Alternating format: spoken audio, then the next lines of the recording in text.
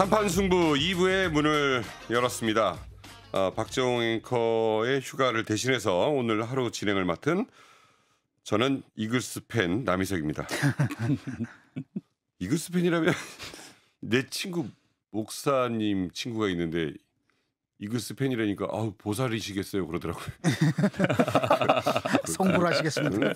박정웅 앵커도 이글스 팬이지 않습니까? 맞아요. 예, 네. 그러니까 진짜 저는 이제 골 쓰고 코리아 시리즈 이글스 시구를 했던 사람인데 근데 뭐 그런 얘기 있잖아요. 이렇게 광화하고 이글스는 자꾸 안 떠오른다고 그러고 야구 순위 보면 한 페이지 넘기고 보고. 네. 자 어쨌든 오늘은 WBC 얘기할게요. 네. 아니 출연자 소개부터 해야 되는 거 아니에요? 아니 김영준 야구 전문 기자님 모셨어요. 그러니까 김영준 기자님을 모신다는 거는 야구의 진짜 찐이시잖아요. 찐. 기자님 모셨습니다. 우리 대표팀 시끌시끌했습니다. 문제가 많았죠. 네, 호주하고 첫 경기를 경기 내용이 아주 안 좋게 지는 바람에 지금 뭐 집중 포화를 맞고 있습니다. 기자님은 어떻게 보셨어요? 솔직히 이 야구로 밥 벌어먹고 사는 사람들은 지금 다 좀 부끄럽다는 그런 생각을 갖고 있는 게 맞는 것 같아요. 아니 뭐 야구가 하다 보면 질 수도 있고 이길 수도 있는 거긴 하지만 특히 이런 경기는 이제 굉장히 중요한 거잖아요. 단기 안에. 야구에서 경우의 수 따지는 거는 저도 오랜만에 봐서. 네, 근데 이제 따지게 될 것 같습니다. 네. 그렇죠. 네. 그러니까 오늘 일본전을 이기게 되면은 안 따질 수 있는데 일본전을 지게 되면 2패가 되거든요. 그러면 나머지 두 경기 승리하고 2승 2패 되면서 5팀 중에 나머지 2팀 정도가 또 2승 2패 팀이 나와서 이제 그때부터 이제 경우의 수를 따져야죠. 그러니까 우리가 일본 이기고 일본이 호주를 이겨줘야 되는 거죠? 일본만 만약에 이기게 되면 뭐 일본이 당연히 호주는 잡지 않을까 싶고 일본만 이기면 아마도 일본과 함께 3승 1패 기대를 할 수 있습니다만 일본만 이기면이 매우 어려운 과제죠. 그렇게 되면 또 우리가 일본 호주랑 붙으면 우리가 또 일본을 응원할 수밖에 없게 되는 거네. 그렇게 되면 야구는요. 네. 참. 어떻습니까? 이제 야구가 시작이 되는데 양팀 전력 평가를 해주시죠. 아니 일본 팀을 딱 보니까 어떤 느낌이냐면 이거는 그냥 야구팀이 아니라 약간 UFO 군단? 아니면 5차원에서 온 팀 뭐 이런 느낌이 들어요. 가뜩이나 만화 주인공 같은 또 사람도 있잖아요. 맞아요. 뭐 사사키라던가 오타니 이런 선수들이 있어서 일본에서도 평가가 일본 야구 역사상 최고의 대표팀이라는 평가를 받고 있고요. 반면에 우리 이번 대표팀은 대표팀 역사상 순위를 매겨보면 하위권에 있지 않나.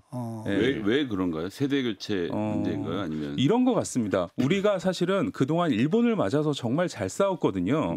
두 번의 WBC 2006년과 2009년 대회에서 총 8번을 붙어서 4승 4패를 했습니다. 특히 도쿄돔에서 워낙 많이 승리도 거뒀고 그래서 팽팽했다가 우리가 2015년 이후로 일본과 국가대표끼리 붙어서 승리한 적이 없습니다. 왜 점점 벌어지고 있냐? 우리가 2006년, 2009년에 일본을 상대로 팽팽했을 때는 우리 야구에는 황금 세대가 2번이 있어요. 1973년생 박찬호 선수를 비롯한 그리고 1982년생 김태균 선수를 비롯한 근데 2006년, 2009년 대회는 73년생 선수들이 은퇴하기 전 82년생 선수들이 절정에 올랐을 때 그래서 메이저리그 선수들과 KBO 최고 선수들이 팀을 만들었다면 우리는 황금시대가 거기서 끝나버렸습니다. 근데 일본은 계속 황금시대. 일본에는 뭐 괴물 같은 선수들이 계속 나와요. 한 1, 2년 있으면 또 나오고. 그게 중고등학교 팀이 많아서 맞아요. 그러니까 말씀하신 부분이 중요한데 일본은 고교야구 팀이 4,000개가 넘는 반면에 우리는 최근에 많이 생겨서 100개가 살짝 안 되거든요. 4,000개. 그러니까, 아무래도 다 저희가 아재들이다 보니까 40분의 1밖에 안 되는 거예요. 좀 비교를 해보자면 그 스타크래프트 게임을 할 때 미네랄과 가스에서 계속 우리는 지고 있는 거예요. 우리는 얼마 자원이 안 되고 일본은 계속해서 자원이 넘쳐나고 있는 거죠. 요즘 어떤지 모르겠는데 그러니까 얼마 전까지만 해도 봐도 우리나라의 중고등학교 스포츠도 사실 엘리트 스포츠에 가까워서 거의 수업을 해하다시피 하고 요즘은 좀 나아졌다고 하는데 그러니까 공부하고 운동 중에 하나를 딱 선택해서 들어가야 되니까 재능은 있는데 대학 가고 싶거나 공부를 하고 싶은 사람들 아예 스포츠에 접근이 안 되는 거고. 일본 얘기 많이 해요. 일본은 실제로. 상대적으로 많은 대신 그냥 공부도 하고 또 과외 시간 혹은 주말 조금 시간 내서 운동도 병행을 하니까 잘하는 선수들이 고등학교 가서도 충분히 판단을 해볼 수 있는 기회가 생기니까 그렇죠.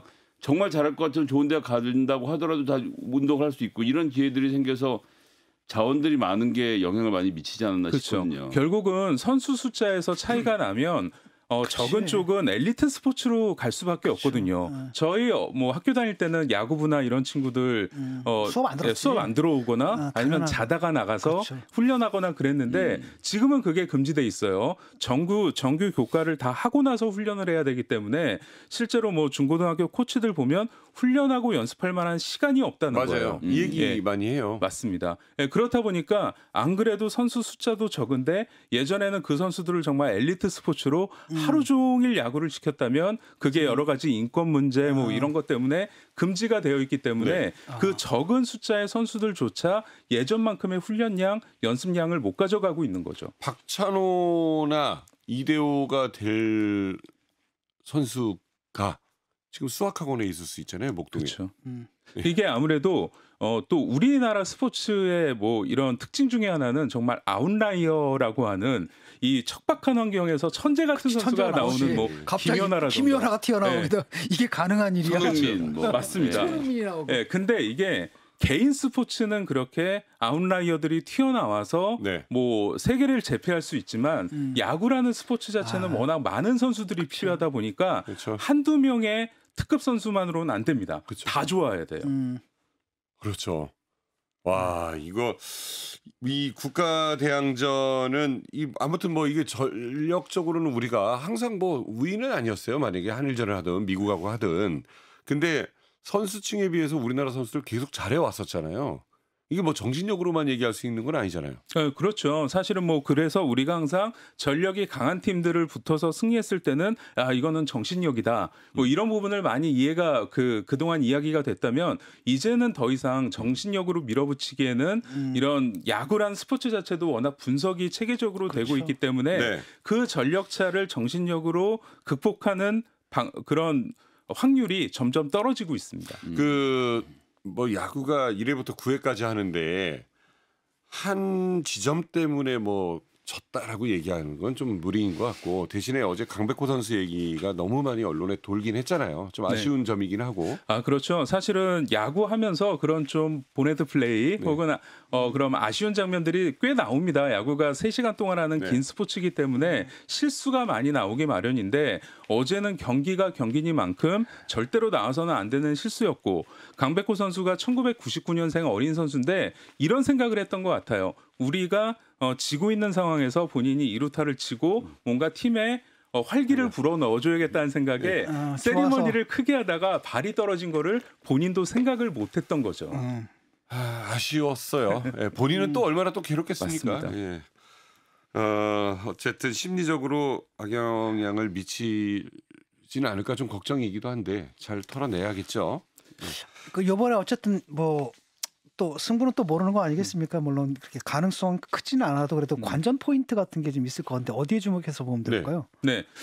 아무래도 이렇게 전력에서 약팀이 떨어져 있는 팀이 강팀을 꺾으려면 선발 투수가 잘해줘야 됩니다. 그렇죠. 특히 이번 경기 같은 경우는 투구수 제한이 있기 때문에 한 투수가 선발 투수가 올라가서 65구 이상을 던질 수 없습니다. 그래서 원봉승 안 되게. 그렇죠. 오늘 일본과 대결에서 한국 팀의 선발 투수가 김광현, 일본 팀은 다르비슈가 나오는데 그 선발 대결 자체도 다르비슈가 2살이 더 많은데 이 선수가 부활에 성공했어요. 그래서 최근에 정말 공을 잘 던집니다. 반면에 김광현 선수 물론 작년에 한국에 다시 돌아와서 좋은 성적 내긴 했지만 우리가 선발 카드에서도 열세예요. 하나 포인트가 있다면 일본이 가장 잘하는 타자 5명이 전부 좌타자입니다.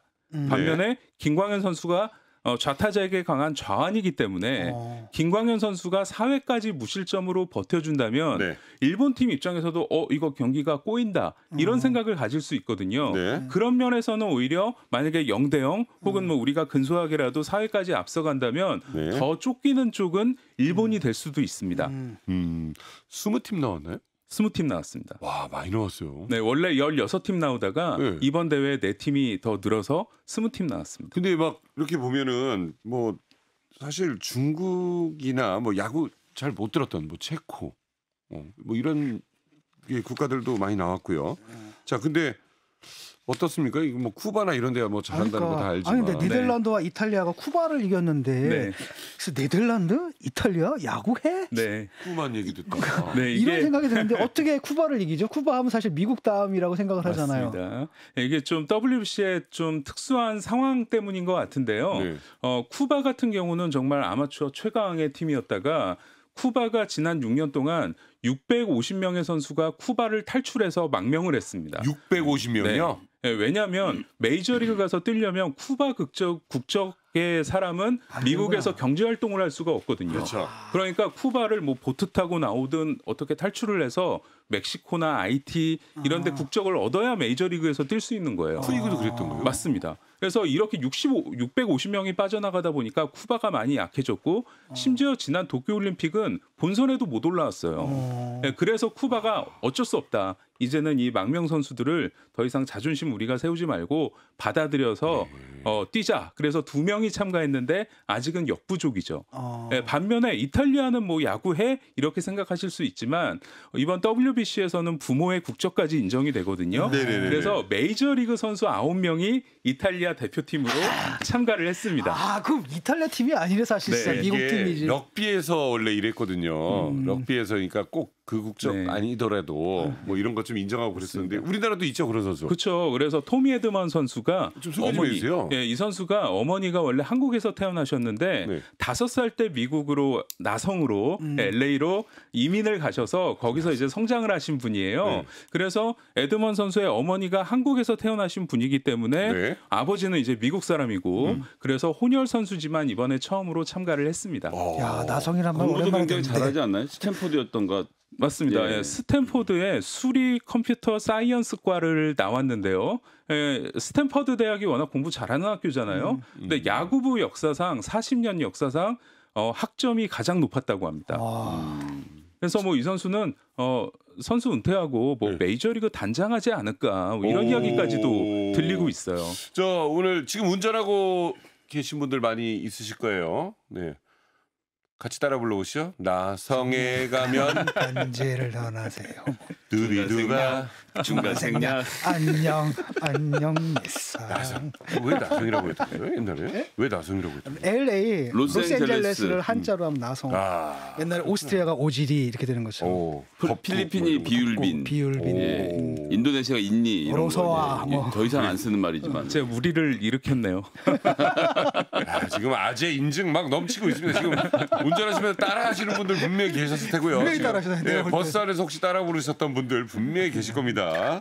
자, 그런가 하면 이게 야구 이야기를 하다 보면 진짜 뭐 이번에 좀 뭔가 그러니까 뭐 한일전 이겨야 돼 막 이랬는데 이번에 너무 첫 경기가 그러니까 약간 뭔가 좀 기운이 좀 빠진 느낌 좀 그렇죠.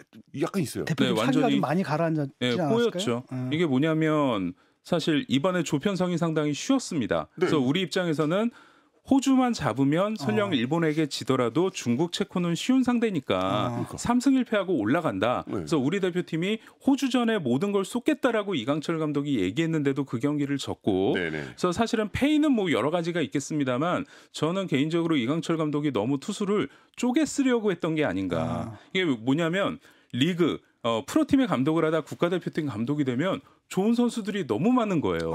그러니까 너무 쪼개가는 거죠. 얘도 쓰고 얘도 쓰고. 뭐 예를 들면 이런 겁니다. 그러니까 호주니까 투수들이 그랬겠죠. 그렇죠.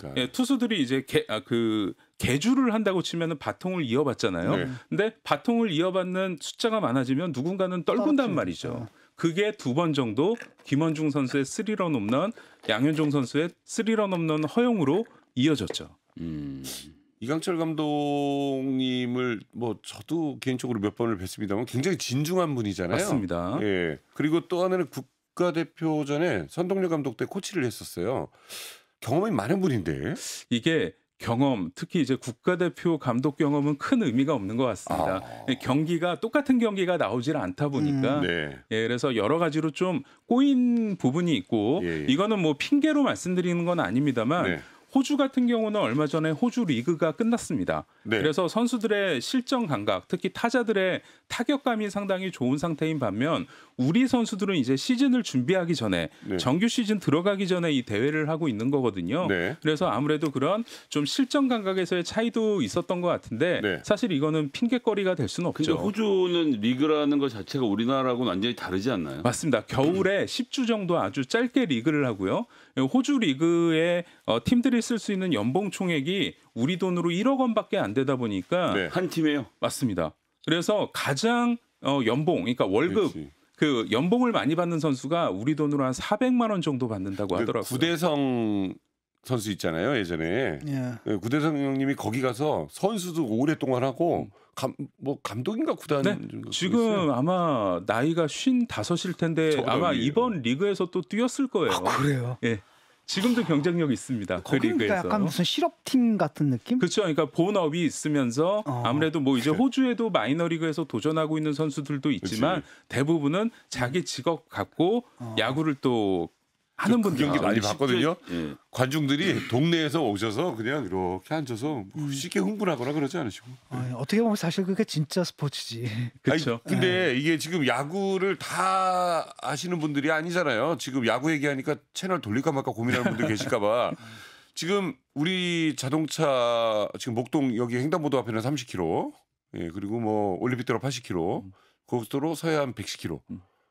160km 던지는 거는 얼마나 빠른 것이냐 궁금해하는 분들이 계세요. 이렇게 생각하시면 될 것 많으냐, 같습니다. 이런 선수가. 그 160km 시속 160km짜리 공이 투수의 손을 떠나서 포수 밑까지 들어오는데 걸리는 시간이 0.38초입니다. 0.3이요. 네, 0.38초인데 그거를 이 몽둥이로 쳐야 되는 그렇죠. 거야. 정확히. 그게 가능한가? 그게 보이나? 예, 근데 타자들 같은 경우 뭐 시신경에 뭐 전달되고 막 이런 거 하면 그치. 타자들이 0.2초를 까먹어요. 그러면 타자들은 그 공을 판단하는 데 쓰는 시간이 0.15초라고 합니다. 이걸 쳐야 될지 이게 볼인지 스트라이크인지 어떤 구종인지를 판단하는데 0.15초를 써야 되는데 이게 사실은 인간의 능력으로는 불가능한 것 같지만 정말 끊임없이 노력을 하고 연습을 하고 훈련을 하면 되나 봐요. 유희관 데려와서 국대 넣으면 아니 그런 거 아니에요. 최강 딱 보고 야구. 그냥 요번에 그냥 친다 뭐가 되든 간에 네. 뭐 둘 중에 하나 또 삼신이죠. 그게 그렇게 하면 그게 진중권 교수죠. 뭐가 와도 난 씹겠다. 아니 나겠다라고 요번만은 하면. 치고 다음에는 쉬고 아니 근데 일본 아니, 팀은 진중권 지금 교수님도 뭐 보고 확률 50% 아니에요? 그렇게 던지면서도 제구까지 예전에는 사실 155 정도 넘어가면 제구 없이 그냥 하여튼 중간에 꽂는다 이런 개념이었는데 그렇지. 요즘은 그 속도에서도 제구력이 예전하고 또 뭐 기술이 발전한 건가 어떻게 이게 가능해졌는지 궁금하더라고요. 옛날에 기론인가 누구 있었어요 롯데. 그 기론. 선수가 네. 던지면 너무 많이 맞추는 거야 선수들이. 자기가 스트라이크 들어가면 자기도 놀랬었거든. 네. 제구가 왜 이렇게 좋아진 거예요 진짜. 네. 그러니까 우리 선수들 같은 경우는 아무래도 150 이상을 던지게 되면 제구가 흔들리는 선수들이 많은데 이번에 우리 대표팀 투수 15명 중에 150 이상 던질 수 있는 선수들이 손에 꼽을 정도로 얼마 없거든요. 네. 일본은 투수 15명이 모두 150을 던집니다. 그중에서 제구 나쁜 선수가 단 한 명도 없어요. 근데 그게 뭐 저한테 질문을 주셨지만 뭐 쉽게 답이 나오면 예. 왜 이렇게 결정적인가요? 왜 그런 거 있지 않습니까? 근데 좀 그 구속은 좀 안 나와도 또 그것을 커버할 수 있는 어떤 그런 게 있나요? 그렇죠. 있습니다. 네, 유희관 실제로 있잖아요, 뭐 유희관. 유희관 선수도 있고 우리 투수들 중에서 뭐 예전에 그렉 매덕스도 공이 빠른 선수는 아니었잖아요. 그러니까는 정말 볼배합이라던가 뛰어난 제구 뭐 이런 것들이 예전에는 통했다면 최근에는 160 던지는 선수들이 너무 많아지면서 그렇죠. 구속 경쟁력을 갖추지 못한 선수가 뛰어난 활약을 하기가 쉽지 않은 환경이 점점 돼가고 있습니다. 그러니까 이게 투수가 말인데 기수가 옛날에 왜 그 뭐지 박태종 기수인가 이런 분 하면 막 잘했잖아요. 근데 포수도 진가병이나 SK 누구였죠? 저 포수했던 대단한 선수 있었어요. 박경환. 네. 이런 포수가 하면 와 투수가 더 잘하게 되고 막 이런 경우가 있었잖아요. 어제 그 중국 투수가 일본 타선이 중국 투수들에게 조금 고전했어요. 네. 중국 투수가 너무 공이 느리더라고요. 그러니까 못 친다며요. 그 공에 일본 타자들이 적응을 못하는 거예요. 공이 너무 느리니까. 근데 경기 초반에 그랬고 가면 갈수록 빠르게 적응을 정치 했습니다. 쪽에서도 홍사덕 전 의원이나 아니면 박지원 전 국정원장 같은 경우가 되게 느리잖아요 말이. 네, 그래서 기자들이 받아쓰기 죄송합니다. 이걸로 어떻게 하면 개그를 해볼랬는데 안 되네. 아이 김성애 평론가님 너무하신 거 아니에요? 최근에 그 김재원 수석 최고위원도 말씀이 정말 느리시죠. 안 끊어지고. 그게 옛날 신문 기자들이 받아쓰기 좋으라고 그렇게 하셨었는지 뭐. 이 실언 안 하시려고 그랬나? 예, 알겠습니다. 자 지금 야구 얘기 조금만 더 해보도록 하겠습니다. 어때 우리나라 이 그래도 대한민국 야구 기대를 하셔라. 우리 청취자 여러분들에게 좀 희망을 주신다면. 네.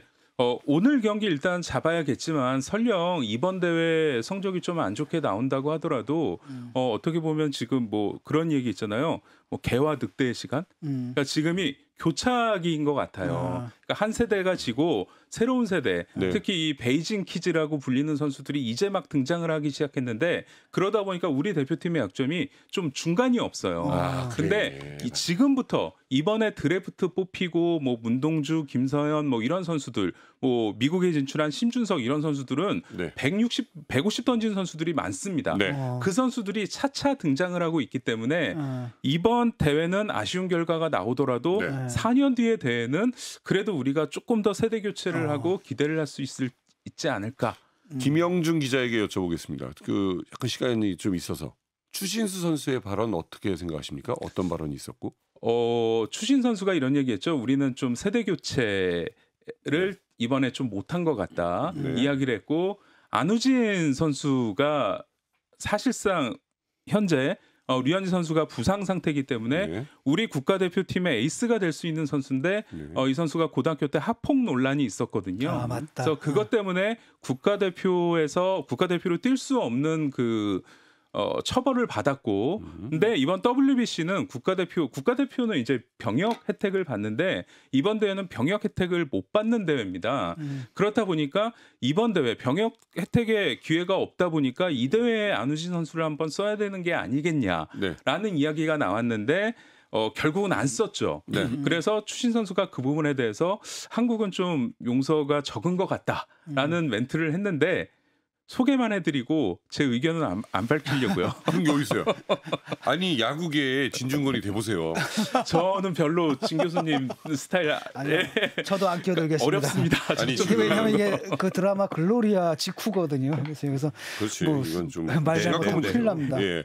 자 어찌 되었건 지금 우리나라 성적이 일단 좋고 결승까지 가서 정말 드라마 같은 우승까지 하면 좋잖아요. 근데 김영주 기자님도 사실 야구 기자시고 우승 후보 있잖아요. 네. 우승 예상 후보를 어떻게 봅니까? 일본 아니 미국이겠죠? 4개 국가 한번 꼽아보십시오. 네. 3개만. 3개. 여기에 도미니카 공화국 그리고 저는 도미니카 공화국을 꼽겠습니다. 우승 후보로요? 네. 에? 도미니카 에라고 하는 거 봐. 그 일본식 그 리액션. 에? 네. 아닌데. 또 그만. 도미니카 공화국. 네, 도미니카 선수들이 그 미국에 99명이 뛰고 있고요. 이번에 30명 선수 중에 29명이 메이저리그 선수들이에요. 미국 선수들이 30명이 전체 메이저리그 선수들 가장 많고 그다음에 도미니카 선수들이 그다음으로 많은데 미국은 커쇼라던가 뭐 디그롬, 게리콜, 벌랜더 이런 뭐 슈어저 이런 특급 에이스들이 안 나왔습니다. 네, 반면에 도미니카는 뭐 샌디 알칸타라 정말 어마무시한 투수들이 나왔기 때문에 타격으로만 보면은 뭐 미국 도미니카 동급이지만 투수력은 도미니카가 세고 대만하고 붙었죠?